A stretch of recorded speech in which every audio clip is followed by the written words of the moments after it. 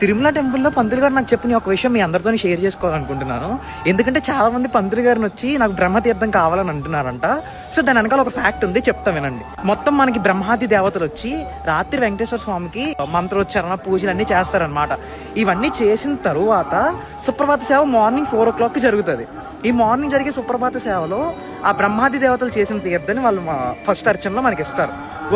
ఒక అర్చన జరిగిన తరువాత రెండవ అర్చనకి ఆ తీర్థంలో ఉన్న పవర్స్ అన్నీ అయిపోయి ఆ తీర్థంని వాళ్ళు శుద్ధి చేసేస్తారంట. అంటే చాలా మంది అనుకుంటుంది ఏంటంటే ఈ బ్రహ్మతీర్థం 24 గంటలు ఇస్తారు, 24 గంటలు బ్రహ్మతీర్థం మన తిరుపతి దేవస్థానంలో వాళ్ళు ఇస్తారు, ఎప్పుడు తీసుకోవచ్చు అని అనుకుంటారు. బట్ ఏంటి అంటే రెగ్యులర్గా ఇచ్చే తీర్థం కాకుండా డైలీ మార్నింగ్ సుప్రభాత సేవలో ఎవరైతే భక్తులు వెళ్తారో వాళ్ళకి దొరికేది మాత్రమే బ్రహ్మతీర్థం అనమాట. ఈ బ్రహ్మతీర్థం ఒక అర్చన అయిపోయిన తర్వాత రెండవ అర్చన అంటే తర్వాత జరిగే మిగతా దర్శనాలకు అర్చన జరిగినప్పుడు పూజ జరిగినప్పుడు టోటల్ ఆ దర్శనంలో ఏదైతే మనకు ఆ పూజ జరుగుతుందో ఇంకా ఆ తీర్థంలో పవర్స్ అన్నీ అయిపోతాయి. దానివల్ల వెంటనే దాన్ని శుద్ధి చేసేసి వాళ్ళు నార్మల్ తీర్థం అయితే మనకి ఇస్తారనమాట. సో ఇక్కడ ఫ్యాక్ట్ ఏంటంటే 24 hours మనకి ఈ బ్రహ్మతీర్థం అయితే మన తిరుమల టెంపుల్ అయితే ఇవ్వరు. సో ఇది పంతులు గారు మనకి నేను నార్మల్గా అడిగితే వాళ్ళు పర్సనల్గా చెప్పారనమాట. సో ఐ థింక్ ఈ ఫ్యాక్ట్ మీ అందరికీ షేర్ చేసుకోవడం వల్ల మీకు కూడా తెలిసి ఉంటుంది. అంటే చాలా మంది వచ్చి పంతులు గారు మాకు బ్రహ్మతీర్థం కావాలని అడుగుతున్నారు.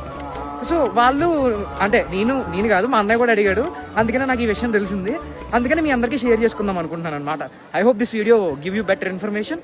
మరిన్ని వీడియోస్ కోసం ఫాలో చేయడం మర్చిపోకండి.